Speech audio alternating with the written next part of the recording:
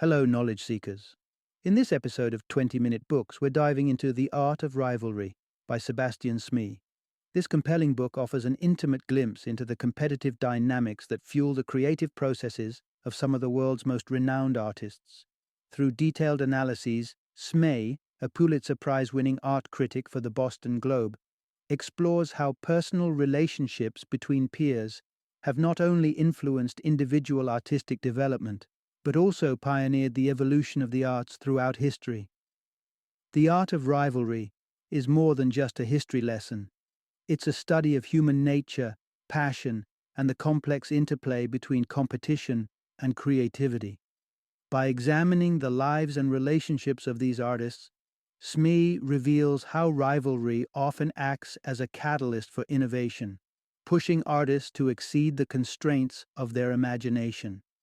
Whether you're a student deeply entrenched in the world of art and art history, an artist seeking insight into the motivational power of competition, or an entrepreneur curious about the role of rivalry in driving innovation, this book offers valuable lessons. Sebastian Smee's expertise and his role as a respected voice in the art world provide a fascinating perspective on how the fiery dynamics between creative minds have shaped the landscape of art as we know it today. Join us as we unravel the stories of ambition, friendship, and rivalry that have laid the foundation for some of the greatest artistic achievements in history.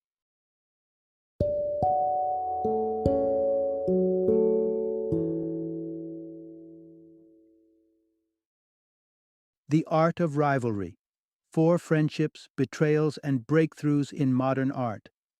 Introduction: Discover the creative clash that sculpted masterpieces. In the competitive arena of business, rivals push each other to innovate and excel, crafting the finest products and services. But what happens when this fierce competition invades the realm of art? Far from the corporate battlegrounds, the art world is often depicted as a stage for dramatic encounters between creative giants, their rivalries painted in broad, emotional strokes. Yet, could there be more to these confrontations than just conflict? Today, we're about to dive into the stories of some of history's most celebrated painters, whose rivalries might just be the crucible from which some of the world's most unforgettable art has emerged. We'll explore the intricate relationships between Edouard Manet and Edgar Degas of the Impressionist movement, the pioneering spirits of Henri Matisse and Pablo Picasso, who reshaped the face of art in the early 20th century, the distinct yet intertwined paths of Lucian Freud and Francis Bacon in the portrayal of the human condition, and the dynamic interaction between Willem de Kooning and Jackson Pollock, who both played pivotal roles in the rise of modern and abstract painting. These historic encounters between peers didn't merely fuel personal vendettas. They were instrumental in propelling art forward, challenging each artist to refine their vision and technique. So, let's embark on this journey through the corridors of art history and uncover how rivalry, far from being merely a source of enmity, has been a potent catalyst for creativity and innovation. You're about to discover the pivotal role that dynamics between extroverted and introverted painters have played in art's development, how Henri Matisse's influence was essential in steering Pablo Picasso towards the innovation of Cubism, and the way Jackson Pollock's brash personality left an indelible mark on the more reserved Willem de Kooning. Part 1. Rivalry or Respect: The Untold Stories of Artistic Frenemies. The term frenemies might sound like a modern social media trend, but it's a dynamic that has been at play in the art world for centuries. While tales of vehement rivalry among creatives capture the public's imagination, the reality behind these relationships is often far more nuanced. Consider the much-hyped animosity between Henri Matisse and Pablo Picasso, two titans of the art world whose supposed hatred for each other became the stuff of legend.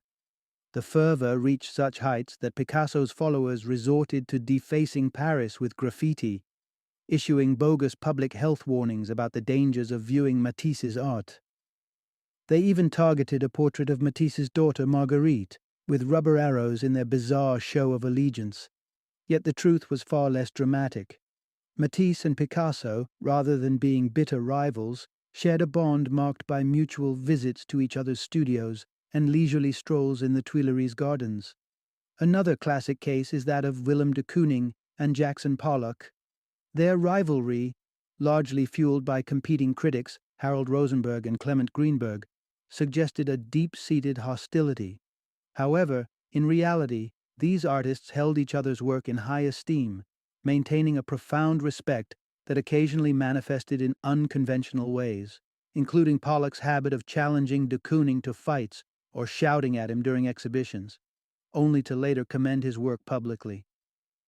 What these stories highlight is that, amidst perceived rivalry, there was a foundation of respect which significantly influenced the personal and professional growth of these artists. This respect didn't merely serve their reputations, it was instrumental in driving their creativity and innovation. For instance, Picasso's encounter with Matisse's unique technique of deformation, which involved altering the normal ratios of a figure for a more profound impact, opened new vistas for Picasso. He was so inspired by this approach that it led him to develop Cubism, a revolutionary art movement that redefined painting. It's a vivid testament to how the melding of admiration and competitive spirit among artists can forge new paths and redefine the boundaries of artistic expression. In the end, these tales of rivalry underscore a crucial point. In the art world, rivalry is less about opposition and more about the mutual push towards greatness. It's the creative friction that challenges artists to surpass their limits and explore uncharted territories, leaving a legacy that resonates far beyond their personal conflicts. Part 2. The Dance of Dominance and Influence in Artistic Friendships. In the intertwining lives of artists, power dynamics often sway like a gentle waltz, where one leads but both partners move in harmony. This dance is vividly demonstrated in the friendships between illustrious figures such as Francis Bacon and Lucian Freud, as well as Edouard Manet and Edgar Degas. In both pairs, it was the elder, more gregarious artist, Bacon and Manet, who initially took the lead. Their outgoing nature and established reputations placed them at the forefront of the relationship.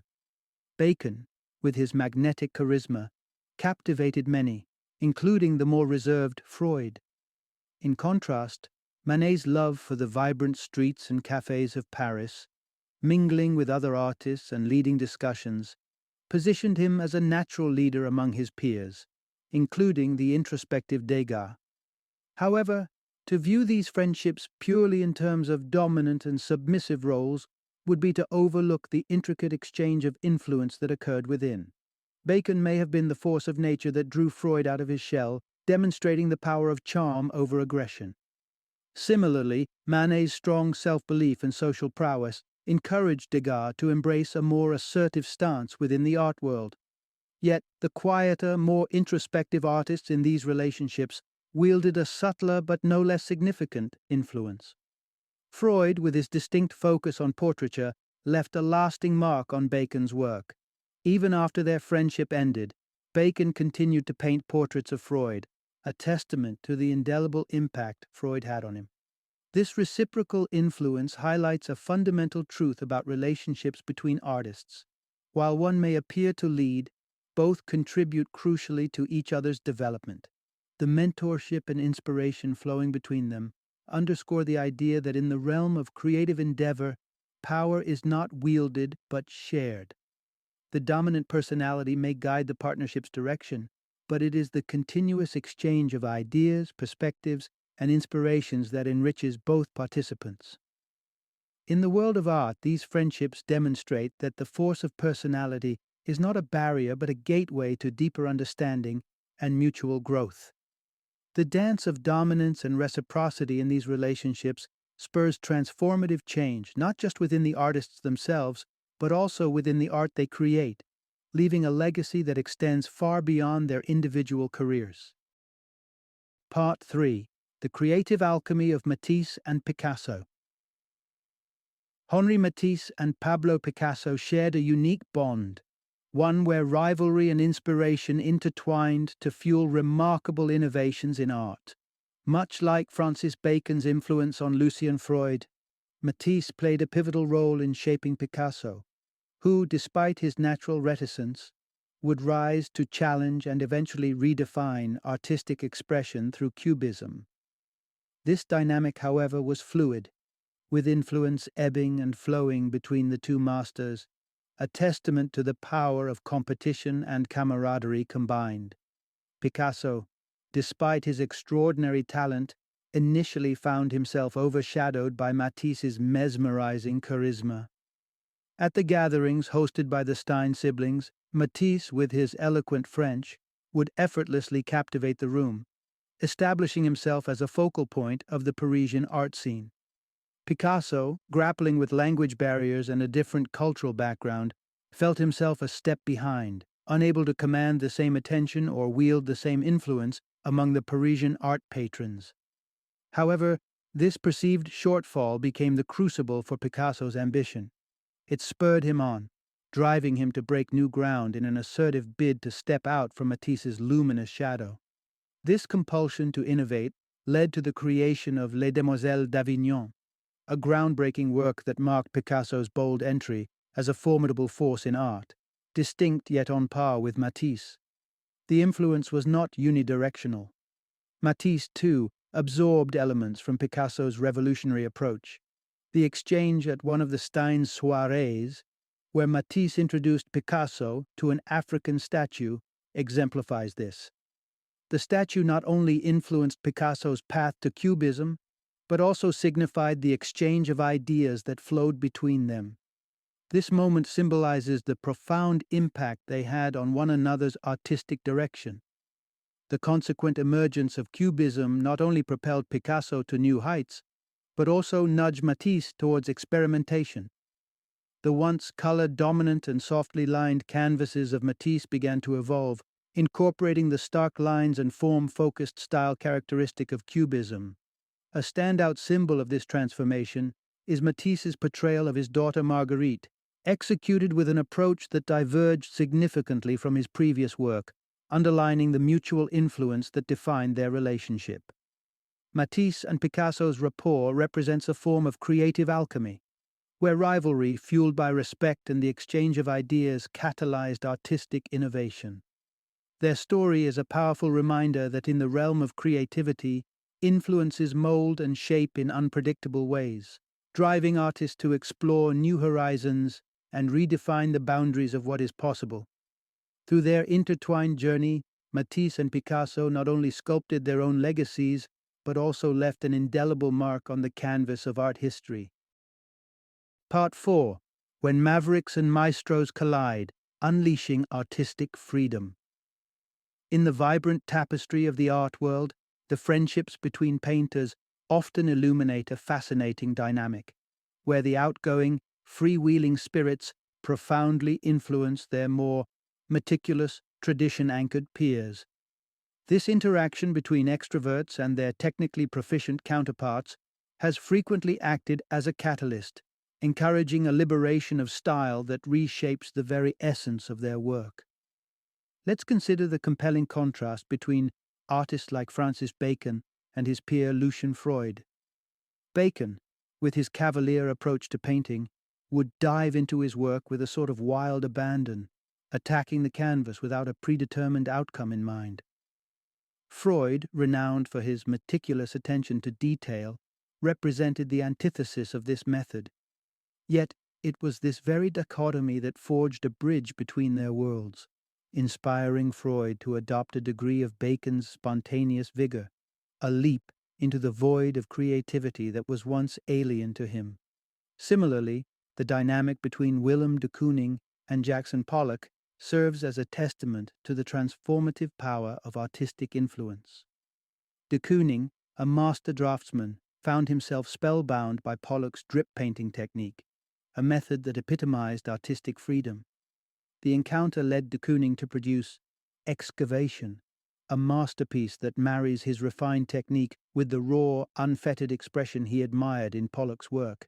Though he eventually reverted to a more classical approach, the influence of Pollock's freedom forever altered de Kooning's artistic trajectory, imbuing it with a newfound liberation.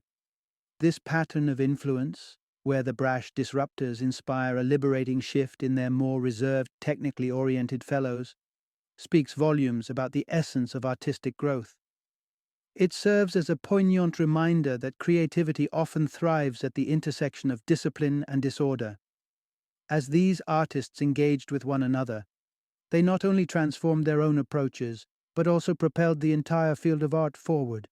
The cross-pollination of styles and philosophies bred innovations that continued to ripple across the art world, challenging conventions and expanding the boundaries of what is possible. In essence, the meeting of traditional minds with the avant-garde sparked a creative evolution, demonstrating that progress often demands a daring departure from comfort zones. Through these interactions, we observed the profound impact that a fusion of different artistic temperaments can have, not only enriching the individual artists involved, but also leaving an indelible mark on the broader landscape of art and society. Part 5. Jackson Pollock, the maverick who redefined art. Once upon a time, in the bustling art scene of mid-20th century New York, there lived a painter whose spirit was as untamed as the strokes he flung upon his canvases.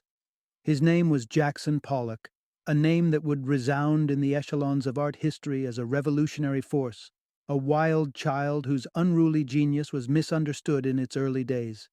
Initially dismissed by his teachers as lacking in talent, Pollock's fiery soul and relentless pursuit would carve a new path for art, propelling it into the realm of abstract expressionism. Pollock's life was marred by turmoil.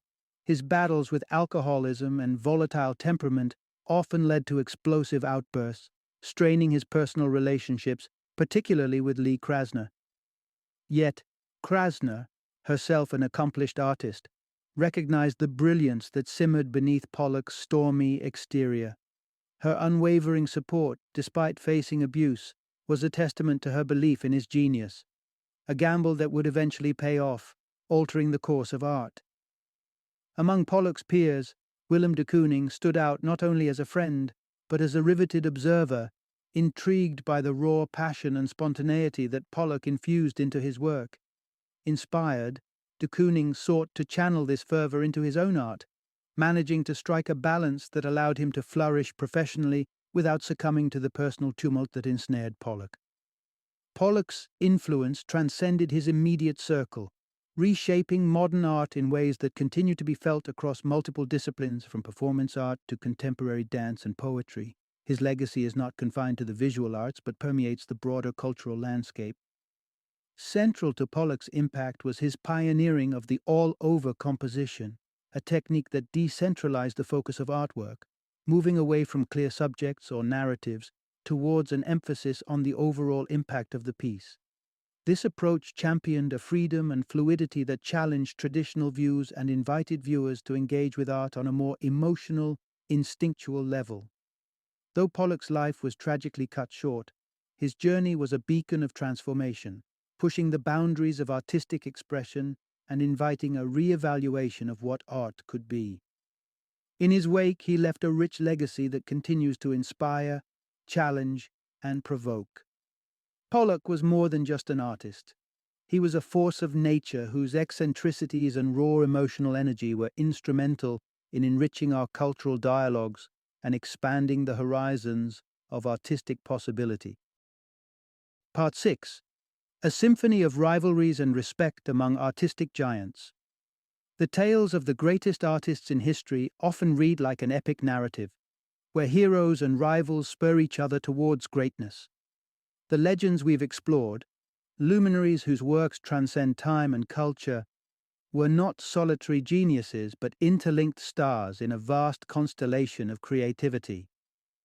It is now clear that their interactions with one another, whether marked by rivalry, respect, or friendship, played a critical role in shaping the trajectory of art itself. The competitive edge that these relationships injected into their pursuits propelled them to explore uncharted territories, pushing the envelope further than any of them might have ventured alone. These connections fostered a unique blend of rivalry and inspiration, essential ingredients for the explosive creativity that forged their legendary statuses. The interaction went beyond mere competition. It was about influence and the transformative power of mutual respect. The artists absorbed from each other, integrating their peers' strengths into their work, while fiercely maintaining their individual voices. For instance, de Kooning's exploration of Pollock's technique pushed him into the limelight, demonstrating how these relationships catalyzed personal breakthroughs and innovation. Yet, the impact of these ties extends far beyond their contributions to art's evolution. The connections between these artists were profoundly personal, influencing not just their work, but their lives in deeply meaningful ways.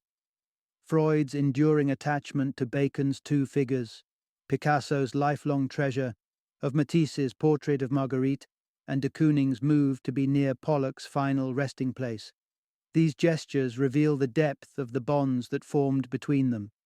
Even in moments of discord, as with Degas and Manet, the emotional significance of their relationship is undeniable, evidenced by Degas holding on to the portrait that Manet had once rejected. These moments of connection, be they harmonious or tumultuous, underscore the complex interplay of personal and professional realms. The legacy of these artists, then, is not solely in the magnificent works they produced, but also in the demonstration of how collaboration, rivalry, and respect among peers can drive an entire field forward. Their relationships serve as a compelling reminder of the power of artistic communities to foster innovation and change. In contemplating the awe-inspiring works left behind by these masters, one cannot help but appreciate the unseen forces of friendship, rivalry, and reverence that intertwined to propel them towards immortality. As the world continues to marvel at their creations, it is a testament to the enduring influence of their intertwined paths, a vibrant tapestry of influences that enriched not only their lives but also the very essence of art. Final summary. The pivotal essence of this exploration into the hearts and studios of modern art's vanguards reveals a profound truth. Their illustrious journeys were significantly shaped by the interactions and competitive spirit shared with their contemporaries. These relationships, brimming with rivalry, respect, and at times profound friendship, were not mere footnotes in their careers, but crucial catalysts that propelled them to transcend their limits and redefine the boundaries of creativity. These stories underscore the indelible impact of camaraderie and competition on the evolution of modern art, illuminating how these dynamics not only fueled personal breakthroughs, but also collectively pushed the artistic envelope, enriching the cultural tapestry for generations to come. Without this intricate dance of influences, modern art as we know it would likely be a shadow of its vibrant self, lacking the depth, diversity, and daring that these relationships inspired. In essence, the legacy of modern art's pioneers is a testament to the power of connection, a vivid reminder that greatness often blooms from the fertile soil of shared challenges and mutual inspiration.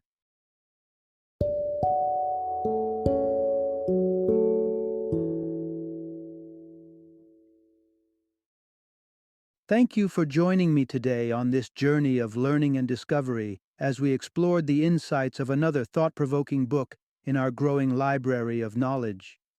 If you've enjoyed our time together, please take a moment to follow our podcast, give us a 5-star rating, and share 20-minute books with other knowledge seekers. Your support truly means a lot. Don't forget to join me again in the next episode, where we will delve into another enriching book. Until then, happy reading and happy listening.